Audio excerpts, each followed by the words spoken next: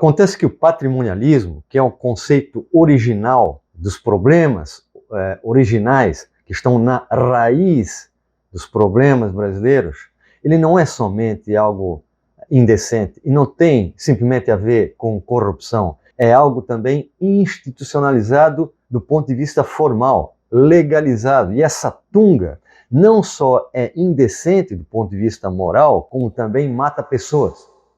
Olá, amigos, sejam bem-vindos a mais uma edição do canal SC Think Tank, Santa Catarina Think Tank, um canal objetivado a abordar aspectos do desenvolvimento do estado de Santa Catarina. E para quem vê este vídeo, que certamente é um espectador qualificado, mas ainda não se inscreveu, eu solicito honrosamente a tua inscrição e compartilhamento, e para os já mais de 200 inscritos no canal SC Think Tank, eu agradeço a atenção de sempre e solicito novamente que continuem compartilhando com espectadores, gente qualificada, gente bacana, como cada um dos espectadores aqui do SC Think Tank, para a gente difundir, que esse é o nosso propósito maior, uma reflexão crítica sobre o desenvolvimento do estado mais promissor do Brasil, que é o estado de Santa Catarina, Santa Catarina na veia. Então não esquece de comentar aqui, se tu quiseres fazer alguma pergunta, faz, eu dou uma olhada na sequência e vou te responder com a devida satisfação e o devido compromisso em fazê-lo da melhor maneira possível. É o seguinte, em função disso, devo dizer, eu tenho buscado informações aqui e ali sobre temas, sempre na medida do possível. Como cada um de nós aqui, eu sou um trabalhador também, para além do SC Think Tank, e estou buscando, inclusive, informações sobre o tema da segurança pública, que é um tema sobre o qual estou começando a me debruçar, no sentido de apresentar aqui na sequência um conjunto de vídeos sobre esse tema tão importante que afeta os interesses nacionais, os interesses do Brasil e, evidentemente, interessa muito a Santa Catarina, porque na condição de um estado promissor, de um estado ascendente, de um estado que não é simplesmente a bola da vez, é a bola 8, segurança pública é um dos itens prioritários. Eu não colocaria nem entre os top 10. Para mim é um dos 3 itens prioritários para qualquer sociedade que queira manter o curso do desenvolvimento. Então, dito isso, eu sou provocado por alguns amigos que me chamaram a atenção. O amigo sociólogo Vidal, um abraço, Vidal de São Paulo, e também outros amigos aqui de Santa Catarina que, afinal de contas, me indagaram sobre o acontecido da Operação Mensageiro, que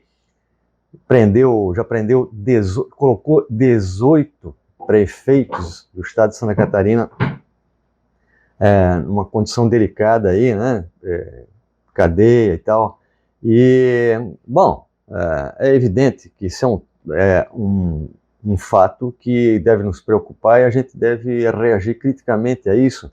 E quero falar sobre isso, não exatamente no início dessa série, mas na sequência disso, porque, afinal de contas, a minha resposta a essas provocações foi no sentido de dizer, bom, mas aqui o negócio funciona, as instituições aqui funcionam. Aqui tu tem Polícia Civil, Polícia Militar, trabalhando de maneira integrada através do GAECO, sob a coordenação do Ministério Público. Beleza, eu vou falar sobre isso. E aí me ocorre também coincidência de ler uma notícia no jornal Estado de São Paulo, dia 15 de janeiro, sobre o Ministério Público de Santa Catarina, que aí me chama a atenção, e para desenvolver esse assunto, eu me senti na obrigação de, primeiramente, comentar sobre de fazer um comentário sobre justamente essa notícia do Estadão, do dia 15 de janeiro de 2024, que informa que o Ministério Público de Santa Catarina é simplesmente a unidade, é o Ministério Público mais caro do Brasil, o ministério que tem os mais altos salários do país. E aí, quem tiver interesse, tem o link da matéria abaixo. Então, isso nos convida a uma análise sobre, ao menos, duas questões que me chamam a atenção e que, para mim, são de primeira grandeza para a gente começar a refletir sobre isso nessa série. A primeira questão é pertinente ao patrimonialismo. O que é o patrimonialismo? O patrimonialismo é simplesmente o problema, eu considero o patrimonialismo o problema original do Brasil.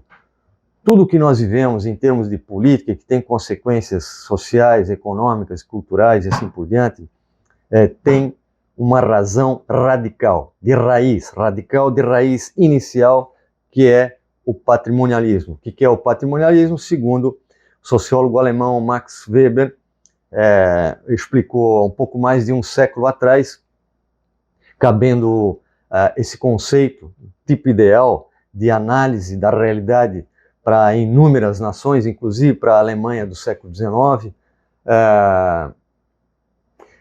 para explicar, cabe muito bem para explicar a realidade sociopolítica, econômica e cultural de inúmeras nações, inclusive do Brasil.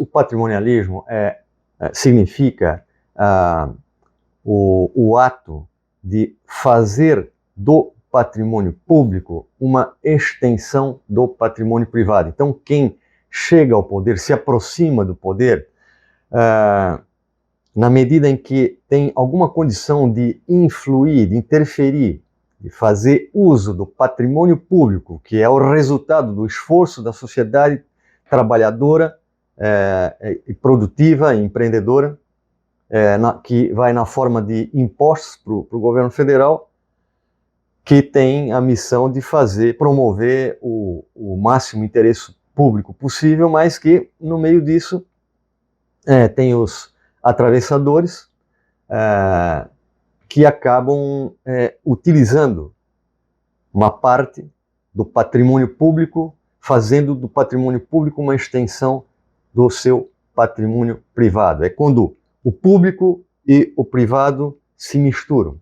E a gente não sabe mais bem o que é público nem o que é privado. Essa questão é muito importante. Na verdade, eu considero, na condição de cientista político, de sociólogo aqui, eu considero o conceito fundamental para entender os problemas do Brasil, e ao longo dos nossos vídeos eu farei recorrentemente menção a isso, inclusive porque isso afeta os interesses do Estado de Santa Catarina, isso está, de alguma maneira, na estrutura política institucional também do Estado de Santa Catarina. E a segunda questão que me chama a atenção, que vai ser um prolongamento nessa nossa série de edições aqui sobre o tema geral, é a discussão importantíssima entre a sociologia e a ciência política, que é a discussão conceitual sobre o peso, a importância da cultura, de um lado, e das instituições formais, ou seja, das instituições informais, que são nossos valores, nossas crenças, nossos hábitos, costumes, aquilo que a gente aprende ao longo do tempo, desde família, em comunidade, em cada região, em cada cidade, em cada unidade federativa, constituindo o ethos de cada unidade federativa.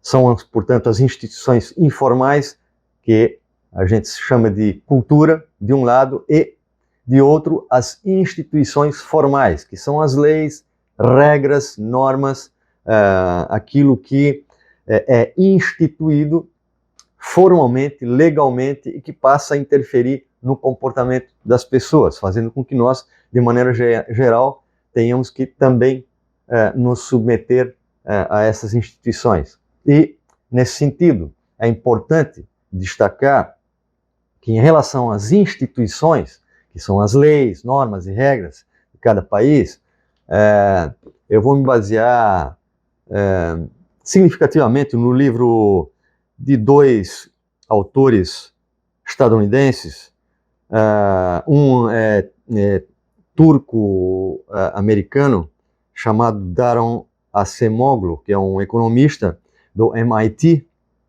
e o James Robinson, que é cientista político da Harvard University, que tem um livro, uma obra importantíssima chamada Por que as Nações Fracassam. Então, para além disso, tem também o livro do economista brasileiro, que é economista do Senado, Marcos Mendes, Por que o Brasil cresce pouco? E isso tem muito a ver com a importância das instituições. Então, de um lado, o patrimonialismo como uma instituição ao mesmo tempo informal e formal, está nos costumes de longa data e também está nas instituições formais. E a segunda discussão é sobre o peso da cultura e das instituições formais. Então, meu amigo catarinense, minha amiga catarinense, a informação diz o seguinte, começa com o exemplo de um procurador, um promotor do Ministério Público de Santa Catarina, que tem uma média salarial de mais de 130 mil reais por mês. Aí tu multiplica isso por 12 mais 1, porque tem o 13º, não sei se tem 14º. Vamos lá, como trabalhadores comuns, né, tem uns 13 salários por ano, multiplica isso por 13, 130 mil por 13, isso vai dar mais ou menos 1 milhão e 700 por ano. Quanto é que tu ganha por mês mesmo? Quanto é que tu ganha por ano? Quanto é que tu paga de imposto de renda? Bom, vamos lá. A média salarial do conjunto de promotores e procuradores do Ministério Público de Santa Catarina é de nada menos do que 99 mil reais mensais.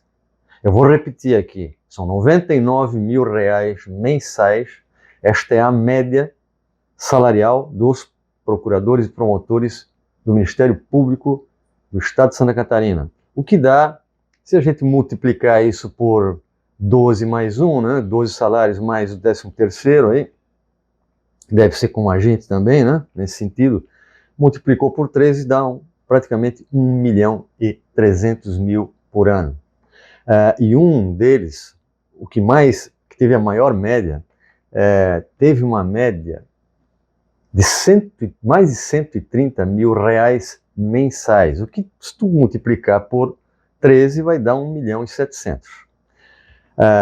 Pois bem, então, só em termos de remuneração, o Ministério Público do Estado de Santa Catarina custa, por ano, 600 milhões.